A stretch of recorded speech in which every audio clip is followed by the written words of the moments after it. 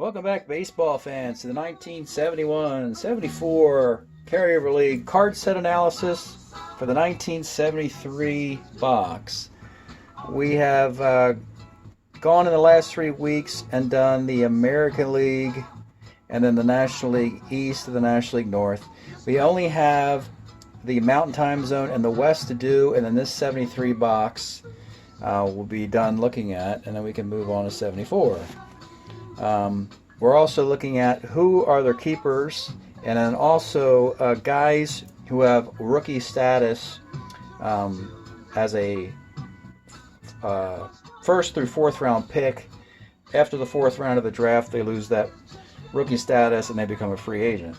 So we're going to begin with Arizona, and it's going to be Ed Herman, Dalton Jones, Merv Retman, Chris Short. So here's Ed Herman. Not a particularly good card, not good defensively. Against righties in the platoon, he'd be okay. Probably a 260 hitter over here. But when you factor that in over there, it brings him down to 224. In the platoon, he's workable. But not a particularly good card. Retman, we're taking the 71 card that they traded for, because that's his 318 year. But this is still a nice card for later on in future seasons. Chris Short, a lefty relief starter. This is okay, nothing really fantastic here. 5.13 ERA in 72 innings. Yeah, nothing special, and frankly, nothing really interesting in the year of 73. But perhaps this might be Ed Herman's high mark. I'm not sure. The guys who still have rookie status left are Gene Locklear, who would be a okay as a DH type, but really you don't want that or those out. That's probably a 238 hitter, 233 hitter. Now Clyde Mayshore, this guy's a lot more interesting. Look at the on base here against righties as a righty with a low percentage. So this card is one of those cards you got to be very careful with. If you look at just the stats, they're going to be poor because of that high percentage over here. So what is it, the number? Yeah, 204. So you'd likely ignore a 204 hitting card, right? But if you saw the Strat-O-Matic card, you're saying, wait a minute, look at this on base over here for a 204 hitter. That's like almost a 400 on base with good defense. Look, he's a 3 in center. This guy could get into the league as a platoon of righty here and find a righty versus lefties. Intriguing card. Dick Bainey was a red, and he's okay, pretty good pitcher here. 290 ERA, but just 31 innings. Anytime you get a small number of innings and the stats look really good, Strat-O-Matic has a way of equalizing that by putting some undesirable stuff. And you see it's a lot of on bases against lefties. It's usually what happens when a guy doesn't pitch a lot of innings. The ERA and those stats look good, but then the card doesn't really look that amazing. How about the Colorado Rockies? What are these guys up to? Jack Hyatt, Rick Monday, Don Money, Carl Morton. So, here's Rick Monday. Oh, there you go. That's a nice card. Good defense in center field. He gives you plenty of power on base versus righties. Really crushes them. And he's not too much of a liability against lefties. 26 home runs. Don't sneeze at that, folks. I'm willing to give up what's on the left side just because of what's on the right side looks so good. Don Money. We talked about both of these guys are good in 74, but Rick Auerbach is as well, and they want to bring Auerbach in for that year. But that's a good Don Money card there. Look, a 2 third baseman. It's about 287, maybe 282, 284. Full season. Nice player. Carl Morton. So this is a great year. All three of their guys. No Jack Hyatt. He's already done by this point. But he's fine. That's a nice starting pitcher right there. On the rotation with a 3.41 ERA. So this is going to be keepers. So hopefully there's no rookie in here to gum up the works. You got Rusty Torres. Good defensive player with power on base. And that's okay. a good enough player to get into the league, but he's nothing really that special, is he? 205 in a platoon. Jackie Brown, a relief starter 6, and he's just ordinary there, nothing special. 392 is opportunistic. I don't think it would play that well. Dave Hamilton, a lefty reliever, and this is like Jackie Brown. What did they give his ERA? 4.39. Yeah, both guys are probably over 4. So yeah, I mean, those guys are, the rookies are okay, but really, here's your 2 of these 3 guys will get into the league with these cards. All right, Vegas. What is Las Vegas up to? They won the division with good defense. Wes Parker, Ed Brinkman, Ray Culp, and Aurelio Rodriguez.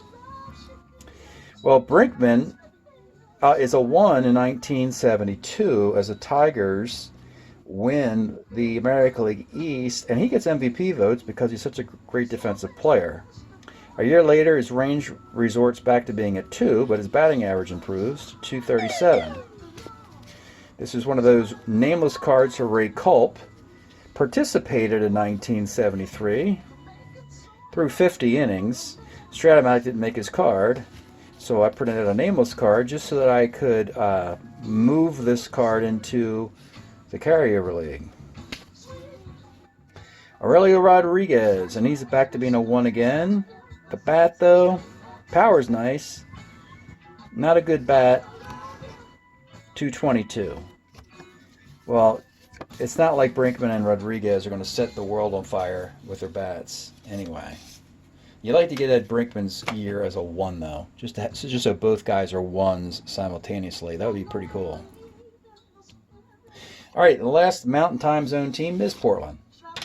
Bernie Carbo, Tony Gonzalez, Jim Perry, Rich Reese. Here is Carbo. He had a great 1970 for Cincinnati.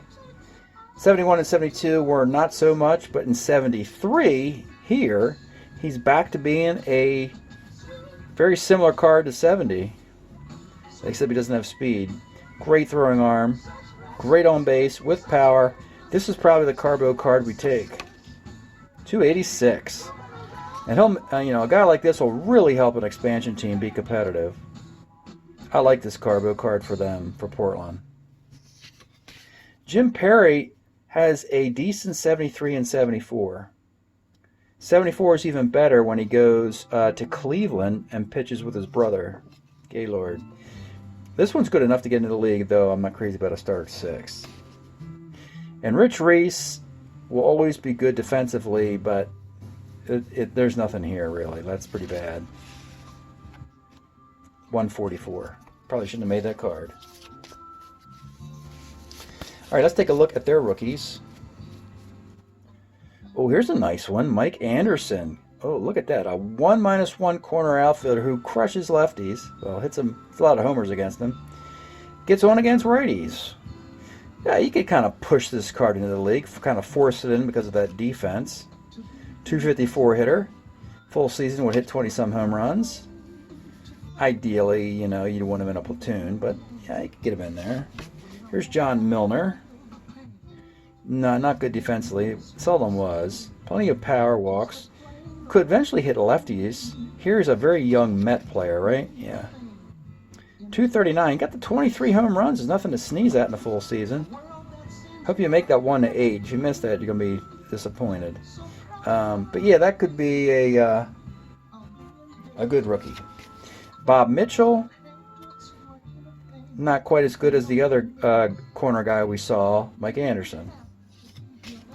Jerry Terrell, nice little second baseman. Look at that. That's an everyday player. It was like 267 hitter, 265 hitter, and almost a full season. So, as a third baseman, that's not any power, but as a second baseman, it's pretty good. So if they need a second baseman, he's your guy. George Theodore, another corner guy. They have 3 guys now who are better against lefties and righties. Anderson, what's his name? Mitchell and Theodore. This guy hits lefties very well. And 259 overall. Another twin, joining Jerry Terrell, is Danny Thompson. No defense. And it's just a 225 average, so no to him. Charlie Huff, as a reliever, look at this. Single one, ground ball to second to rest. Double 1A, fly ball to rest. If you can live with the walks, that's okay. If you can live with the walks. Ernie McAnally, as a starter, I think he's too vulnerable to lefties here. He's probably got an area of like 417 or something. 404. All right, well, that's the rookie class for Portland. We'll take a quick break, and we'll be back with the National League West. Okay, we're back with the West. We'll begin with the Houston Astros. Dave Duncan, Dennis Menke, Joe Morgan, Jim Wynn. Dave Duncan probably shouldn't be here. They got him earlier, and he's with Cleveland in 73, but he was with Oakland in 72. Here he's with Houston. This is an okay card because of all that power. The arm's not there, but I think his 72 card's better than this. Now Dennis Menke, we'll show you the batting average. A 191 batting average for a player, and you're like, he's bad, right? Well, take a look at all the stuff on here. Look at the defense. A 2 at third and first, 3 at second base, and he plays short. Look at all the on base. Look at these walks all over the card. He goes from being a crappy 191 hitter to a decent guy here. I don't know if this will be the year they take. You see, he was a Red, and you know what? He ended up as part of that Joe Morgan trade, but he actually returned to Houston a little bit later. So that's where he is now. He might just play his entire tenure with Houston and not be part of that trade. All right, here's Joe Morgan, and this card is not going to be taken because this is a Cincinnati card, of course. 290, and yeah, Houston wishes they could take this, but I'm going to let Joe Morgan play for the Astros through 71, and then we'll move him over to Cincinnati with a 72 card. So nice look at the card, though. Absolutely magnificent. And they're just going to get better and better in 74, 5, and 6. Jim Wynn. He will be a Dodger. No, he's still an Astro here through 73. You could keep him through 73 because of the homers and walks and forget about the batting average. Pretty good defense. And I think they will. They don't want the Dodgers to get Wynn or the Reds to get Morgan sooner than they have to, for obvious reasons. I mean, those teams would run away with this division. Of course, they're in different divisions. Your rookies, Ray Busey. Oh, that's pretty bad. Not him. Bob Gallagher, corner outfielder, good defensive outfielder. Has power. Oh, he hate missing that home run there. So he gets about 267, 264. That's okay. It gets into the league, but late in the draft, perhaps. But you kind of want a lot of contribution out of your corner guys. Give me some speed, better defense, some walks, some home runs. He doesn't really have a lot of that other than defense. The lefty, Jim Crawford. A lefty who can't get lefties out is not very valuable, even though he's pretty good against righties. The percentage is good, so he's probably got a good ERA of like 380. No, 450. Yeah, the lefty, that caught up with him. So even though that percentage is high here, and that's pretty good, it didn't translate. Tom Griffin. That's a good guy, except again, he's vulnerable to lefties, so I'm not sure about that. And we finally get J.R. Richard into the league, but if you wait, he'll get better. You could get him into the league knowing you're going to have him on your team eventually anyway, so you can get him in there with his ERA of 4, but he's going to have a better cards in 74 and 75 and so forth. So there's no big hurry getting him in unless you're stuck. Don't have any guys for 73. All right, let's go to the Dodgers, who are making some nice moves. Tom Haller, Messersmith, Mickelson, and Osteen. Some of those guys are getting up there in age. Messersmith, however, looks fantastic. Absolutely excellent here. Oh boy, yeah, that's a nice, yeah. So, and a starter 8, yeah, that signed me up for this guy. Claude Osteen's getting up there in age, but look, he's still pitching well as a starter 7. I think he's back with the Dodgers. I think he goes to Houston and then returns to the Dodgers, I want to guess, in one of these years. The ERA, I mean, that's a decent card. The good news for the Dodgers is Messersmith, Osteen, and the other guy, Mickelson, and of course Don Sutton and Tommy John. They always have multiple good years in this timeline.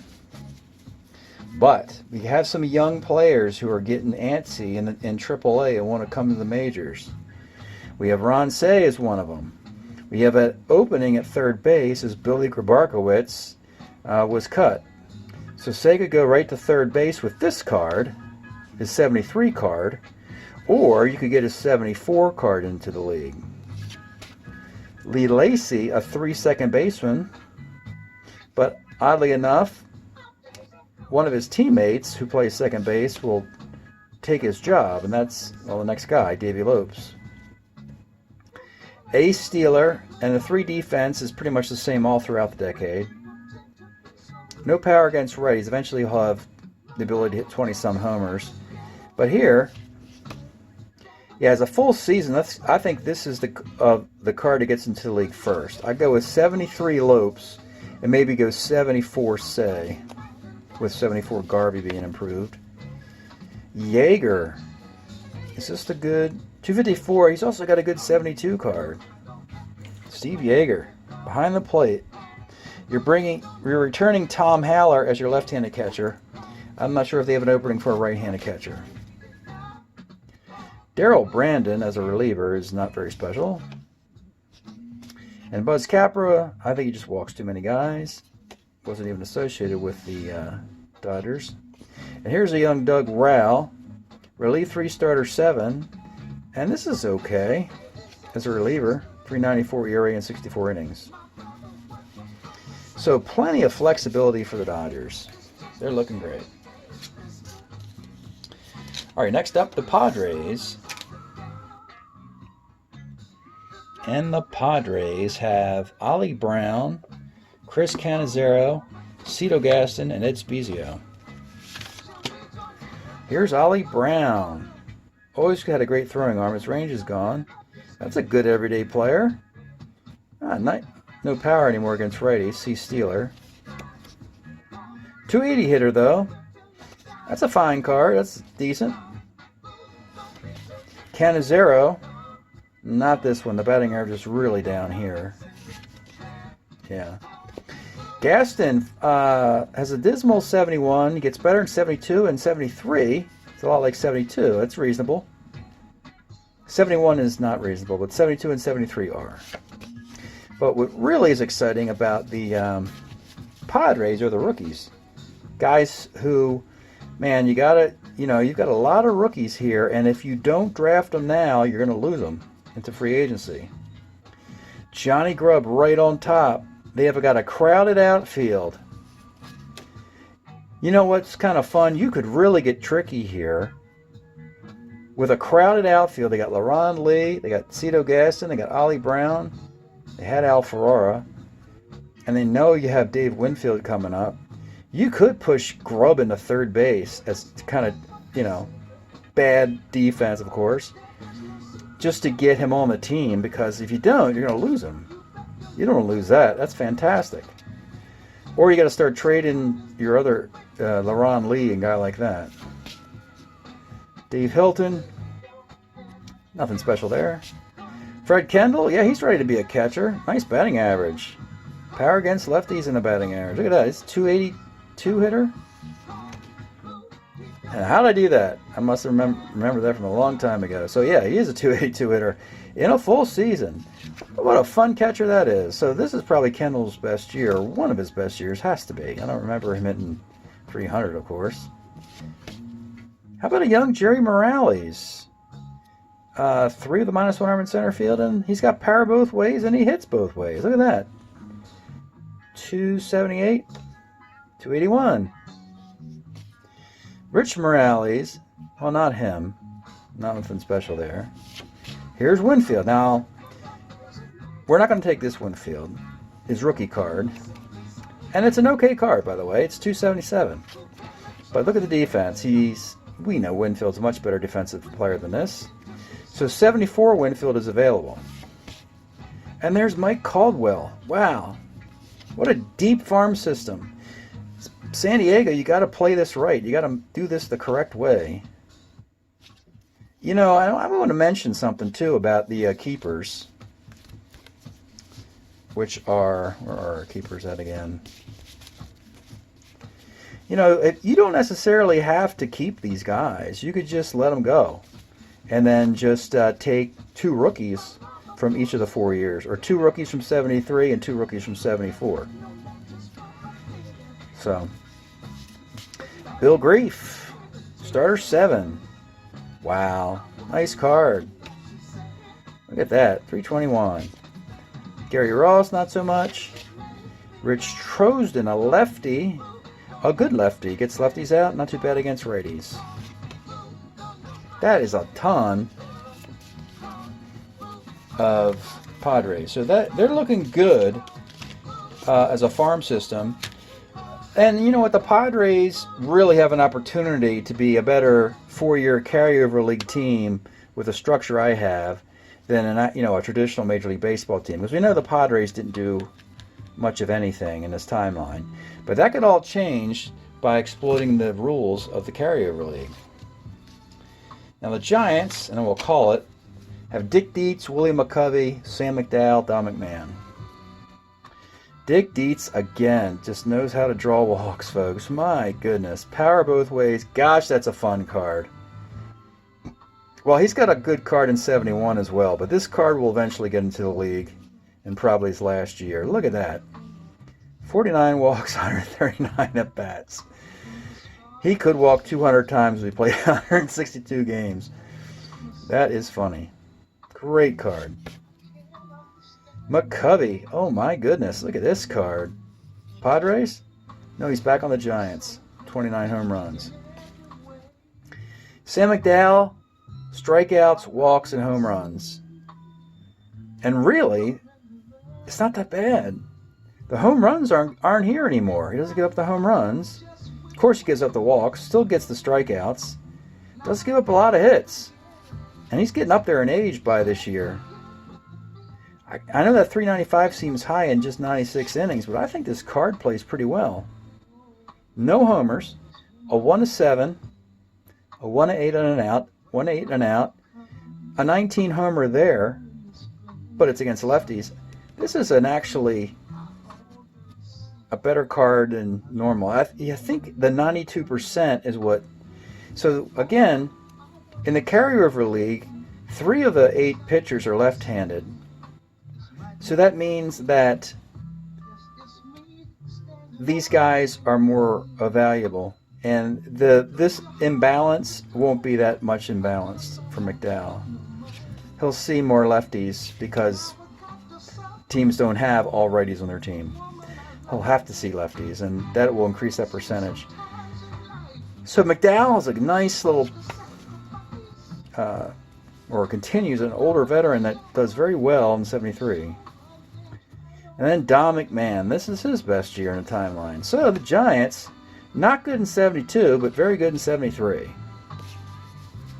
And we'll take a look at their rookies now, joining them. And here we go, a guy, probably the best player in the league who wasn't in the league last year. Can you believe this? That this Gary Maddox was not put in the league? And that was because the Giants were backed up in the outfield. They had Bonds. They had Matthews. They had Ken Henderson. And prior to that, they had Willie Mays. So no room at the end for Gary Maddox, and the clock is ticking. You better get him on the team or he's just going to go straight to the Phillies. You won't get any use out of this guy. That is unbelievable. How can this guy not have made it in the league last year? They sandbagged him and they protected him. But that's not going to happen again. He's getting into the league by the 5th round of the draft, meaning the Giants got to take him in the first 4 rounds. Otherwise, he's going to be the top free agent on the board, and someone will take Gary Maddox. He's not sitting out another year. Theoretically, you already lost one of his years. So he didn't play this past summer in the 70-73 league. So there's only 3 years left with this card, so you better get it into play. Steve Olivares, on base guy, more of a pinch hitter type, nothing special. Dave Rader, left-handed hitting catcher with power is always useful. Always hit lefties well. Hits them even better in 74. Like Sadik, another on-base machine catcher. They have a bunch of catchers that pass through the Giants system. Mark Hill and Dave Roberts, a whole bunch of guys. All right, so here's Gary Thomason, another guy that 285 here. I don't think it gets much better, folks. This is a high floor for him or whatever. I think he had great expectations, but never really delivered. I don't recall a 300 season. I don't recall 600 at-bats. I don't recall 20 home runs for Gary Thomason ever.